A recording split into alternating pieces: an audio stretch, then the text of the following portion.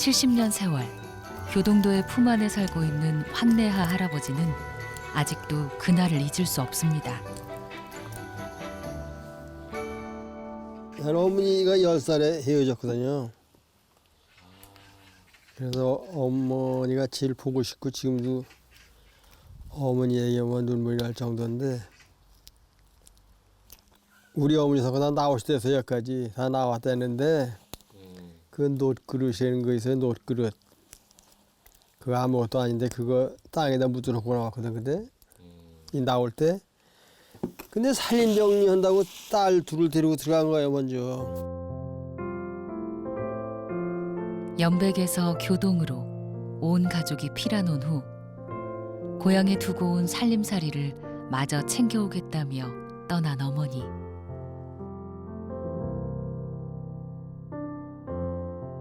그 발걸음이 마지막이 될 줄 그땐 미처 몰랐습니다. 곧 돌아오시겠지. 언젠간 만날 수 있겠지. 그렇게 어머니를 기다리고 또 기다렸던 10살 꼬마는 어느새 80살 노인이 되어버렸습니다.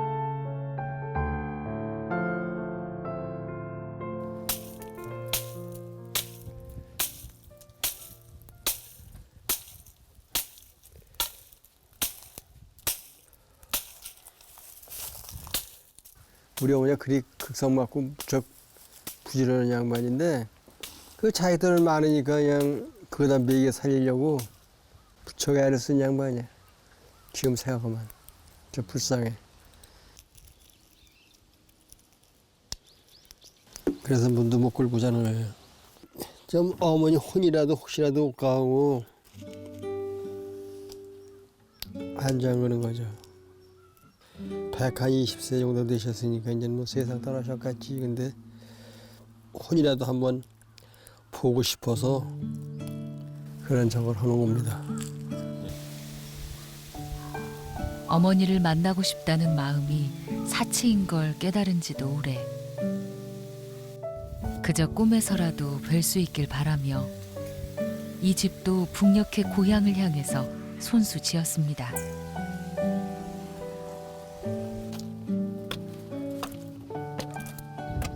알빛이 저 굴뚝이 저기 그 방향에 서안이 나가면 그 바다가 한 3.5km 되는데 거기 나서 오피 나가서 보면 우리 밭도 보이고 다 보여요. 오늘도 할아버지의 망향가는 섬마을 가득 울려 퍼집니다. 실향민들의 간절한 마음을 조금이나마 이해하면서 내일의 평화에 대해 고민하는 청년들이 있습니다. 통일부 대학생 기자단 예진 씨를 만났는데요. 작은 화면으로 뵙다가 실제로 보면 되게 반갑겠어요. 그렇죠. 그리고 아직 한 번도 못 뵌 교수님도 계세요. 이렇게 화면 녹화가 아니라 음성 녹음만 해서 주시는 교수님은 만나뵌 적도 없어가지고 얼굴도 모르는 것 같아요.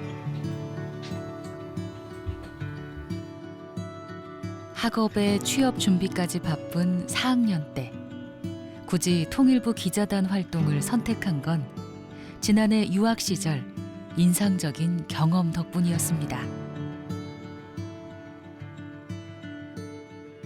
한국인이라는 사람을 딱 사람들이 맞닥뜨렸을 때 뭐 K-pop 혹은 K-한류 쪽을 더 많이 얘기를 할 줄 알았는데 뭐 Where are you from? 그렇게 하면은 제가 뭐 North or South 이러는 거예요. 우리나라가 되게 세계 속에서 진짜 유일한 분단 국가로 인식이 되고 있구나. 북한에 대해서 그때 정말 공부의 시작이 됐던 것 같아요. 통일과 평화는 과거도 현재도 아닌 다음 세대의 문제이기에 나부터 바뀌어야 한다고 생각했습니다. 언제든 소통은 한번 시도를 해볼 수라도 있게끔, 대화를 한 번쯤 시도를 해볼 수라도 있게끔. 근데 지금 상황으로서는 어렵겠지만 그거를 조금이나마 해결을 하고 싶어서 코로나 시기에 더욱더 제가 통일부 기자단에 지원한 이유기도 해요. 기사로 전달을 해보자. 사람들한테 알려주자. 어떤 문제가 해결이 필요한지, 그리고 이 과정에서 우리가 어떤 노력을 할 수 있는지, 그리고 그 노력을 뭐 기사를 읽으시는 구독자분들도 하실 수 있다는 거를 전달을 하고 싶어요. 조금 더 많은 사람들이 관심을 갖고 함께 해주길 바라는 마음으로 틈날 때마다 교수님을 찾아가서 진지한 의견도 나누는데요. 그 핫팩이에요? 맞아요. 네. 을 이해를 해야 돼요. 북한의 배경을. 우리는 보통 돈이 생기면 어떻게 해요? 예를 들면 이런 시간들이 모이고 또 모이면 예진 씨가 꿈꾸는 평화의 그날도 곧 오겠죠. 아무래도 통일에 대한 비용을 염려하는 게 크겠죠. 하지만 이 비용은 단기적이에요. 그 독일은 독일병이라는 얘기까지 들었어요. 그래서 거의 한 20년 가까운 경기 침체에서 유럽에서 가장 어려운 실업률도 굉장히 많았고요. 하지만 지금의 독일, 통일 후 20, 30년이 지난 지금의 독일은 보시면 유럽에서 가장 성장률이 높은 국가입니다. 우리 세대가 한다면 통일의 편익은 영구적입니다. 한번 통일하게 되면 그 편익은 우리 세대뿐만 아니라 올 세대까지도 계속 누리게 되는 것이거든요. 북한 지역에 워낙 이제 지하 자원들이 많이 있으니까 좀 더 저희가 수월하게 이용할 수 있을 것 같고요. 그다음에 또 인구도 또 많아지니까 아무래도 좀 저희 자체적으로도 경제가 어느 정도는 성장할 수 있는 기회가 될 수 있을 것 같습니다. 기존에 비해서는 훨씬 더 안보적인 불안이 감소할 것이라고 생각이 되고요. 확실히 통일이 된다면 군대에 가는 일은 적어지겠죠. 북한의 관광지 같은 데 가면 아무래도 뭐 볼 것도 많고 못 봤던 것도 볼 수 있으니까 여기 남한에서 못 봤던 거를 뭐 북한 가서 볼 수 있으니까 그런 건 좋은 점이 있겠죠. 또 최근 착공식을 갖고 1단계 공사에 들어간 개성공단 사업. 남북 교류 협력의 새로운 장으로서 중요한 역할을 했던 개성공업지구. 사업 10년간 누적 생산액 3조 6천억 원을 달성하면서 큰 경제적 효과를 거두었는데요. 힘을 모았기에 가능한 일이었습니다. 경쟁력의 원천은 우리가 흔히들 알고 있는 저렴한 노동력들도 있습니다만 우리하고 같은 언어를 쓴다는 것들. 그러면서 이제 커뮤니케이션이 원활하고 그래서 이제 경영진이나 그러니까 남쪽의 기술진들이 그 북측 근로자들을 어떤 형태로든 이제 이끌어낼 수 있다는 것들, 행동을 유발할 수 있다는 부분들이 되게 그러니까 작업장에서는 큰 조건이었다라고 한다 그러면은 그 무엇으로도 우리 입장에서는 대체할 수 없는 부분들이죠. 전면 중단이 되고 지금 4년 반이라는 시간이 흘렀습니다. 이렇게 개성단이 이제 입주 기업들이 아주 어려움을 겪었음에도 불구하고 거의 매년 이제 그 입주들에게 조사를 합니다. 혹시 지금이라도 풀리면 들어가실 의향이 있습니까? 못해도 90% 이상은 재입주를 하겠다고 합니다. 그건 무엇을 말하는 걸까요? 하루라도 빨리 평화의 물꼬가 다시 트이길 바라는 건 단지 경제적인 효과 때문만은 아닙니다. 북쪽 식구들하고 그 한솥밥을 먹던 게 참 기억에 나요. 자기들이 싸운 도시락을 내놨는데 그걸 같이 앉아서 먹고 그러면서 경계의 벽이 무너지는 이제 그런 것이 느껴지더라고요. 지금 저는 제 차에 그 개성 넘어갈 때 저 확인해야 되는 세관 딱지도 붙어 있고요. 그 남쪽 CIQ 통과할 때 붙이는 RFID 카드도 붙어 있고 하나도 안 뗐습니다. 그리고 차 뒤에 가면 개성공단만의 번호판, 임시 번호판이 있거든요. 통선 안에서 남측 차라는 표시입니다. 이 빨간색 깃발이. 이거 그냥 다 차에다 두고 다닙니다. 언젠가 그날이 오면 버선발로 뛰어갈 준비가 되어 있는 규용 씨. 그의 바람은 하나입니다. 열리면 다시 올라가야죠. 그건 재산이 있기 때문이 아니라 우리 식구들이 거기 있기 때문에 그런 거예요. 그 개성 식구들 만나서 열심히 살았다고 얘기해주고 싶어요. 고생했다고. 다시 한번 일으켜보자. 이런 얘기를 꼭 하고 싶습니다.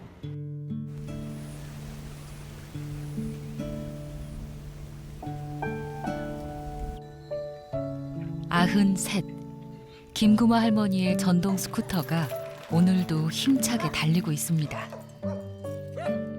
1년 365일 하루도 빼놓지 않는 일과 북녘의 고향이 바로 보이는 정자에 오르기 위해서입니다.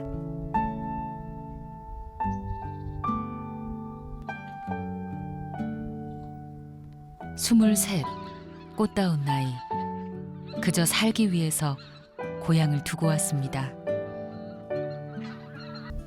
저기 저 산 보이죠? 저 한박산이라고 저 동그란 산.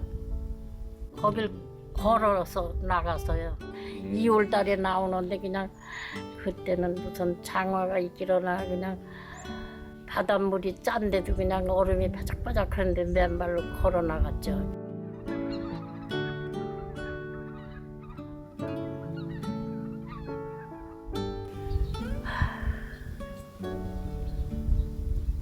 우리 친정 아버지가 돌아가셔서 거기다가 모셨는데 그저 그냥 그게 항상 그냥 머리에 떠올라요. 그냥 한번 평화돼서 들어가서 아버지 산소에라도 좀 한번 가봤으면 좋겠다는 마음이 항상 떠나지 않고 그렇게. 이렇게나 가까운데 닿을 수 없는 그곳. 70년 세월, 단 하루도 잊은 적이 없습니다. 고향에서 나온 사람들이 평택으로 많이 갔어요. 그러니까 우리 영감님이 난 싫어요. 평화되면 고향에 들어갈 거예요. 가까운 데 있다가. 그래가지고 살아요. 아직도 그냥. 행여나 고향에 갈 수 있게 된다면 누구보다 빨리 가고 싶은 마음에 이 섬을 지켰습니다. 약속을 함께한 남편은 지금 곁에 없지만 그때 그 다짐은 그대로입니다. 그저 하나님 어서 평화되게 해달라고 그러는데 아휴 그저 기도는 많이 하는데도 안 되네요.